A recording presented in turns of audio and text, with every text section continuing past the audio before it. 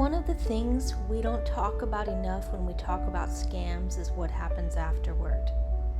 How I moved forward after being scammed. We talk about the warning signs, we talk about the money, we talk about how scammers manipulate people, but what happens when it's over?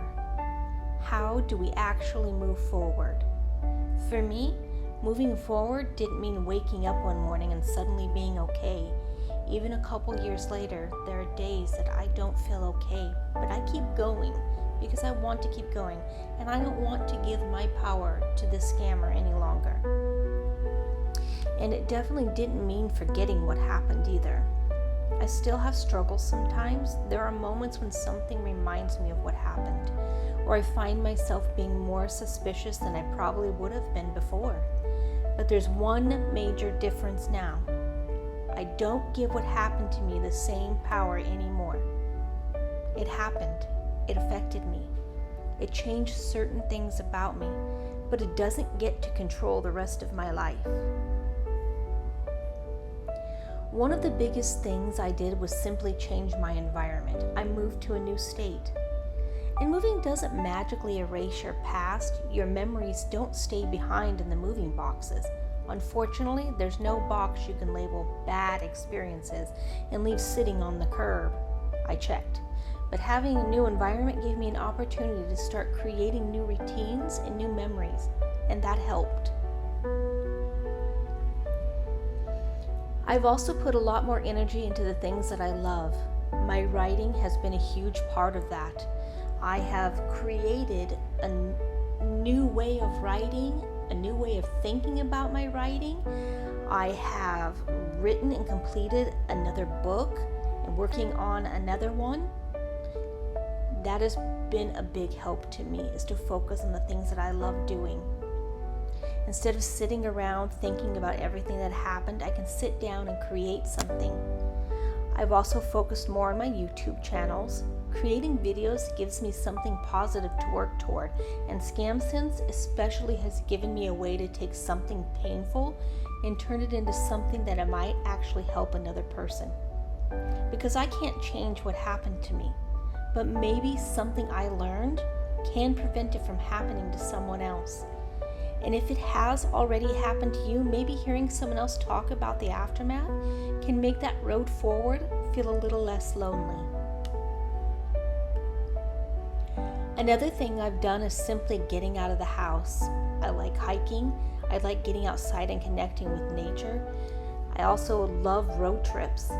There's something about being away from the phone, the laptop, social media messages, and just messages and noise from our cell phones and the noise that comes with everyday life. You start paying attention to what's actually around you. The trees, the sky, the trail in front of you. And sometimes you realize this is my life too, not just what happened to me. There is still an entire world out there to experience. I've also become more intentional about staying connected with my family and friends. Because I moved to another state, a lot of those relationships are more virtual now. Phone calls, messages, video chats, checking in with each other. It's not always the same as being able to sit across the table from somebody, but those connections still matter. They matter a lot. And I've learned not to underestimate the importance of having good people in your life. Now, I am more cautious than I used to be. Absolutely. I pay more attention. I question things. I'm slower to trust someone online. And I don't necessarily think that's a bad thing. The goal isn't to become afraid of everyone. I don't want what happened to turn me into someone who believes every person has bad intentions. But I've learned that trust doesn't have to be immediate. Someone can earn access to your life. You can ask questions. You can verify things. You can say no. You can walk away when something doesn't feel right. Being cautious isn't the same thing as living in fear. And that's probably the biggest difference between where I was then and where I am today. I don't want to live in fear. I don't want to spend every day looking backward. I still have difficult moments. I still have things I'm working through. Moving forward isn't a straight line. Some days you're going to feel like you've come 100 miles. Other days, something might remind you of what happened and suddenly it feels much closer again. That's okay. What matters is that you keep moving. And that's also why I created ScamSense. I wanted to help people recognize scams before they become victims. But I also want to talk to people who've already experienced one. Because once the scam is over, there is still a person standing there trying to figure out what comes next. And if that's you, I want you to know that what happened does not have to become the rest of your story. Take your time. Reconnect with people you care about. Find something you enjoy. Go outside, create something, learn something.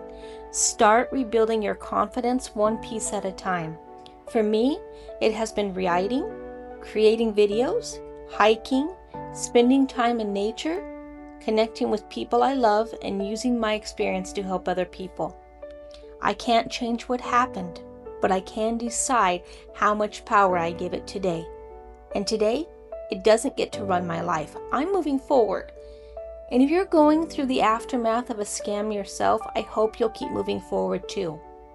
I'm Joanna Karsten, and this is ScamSense. Stay aware, stay cautious, and most importantly, keep living your life. If this has helped you, please subscribe and share.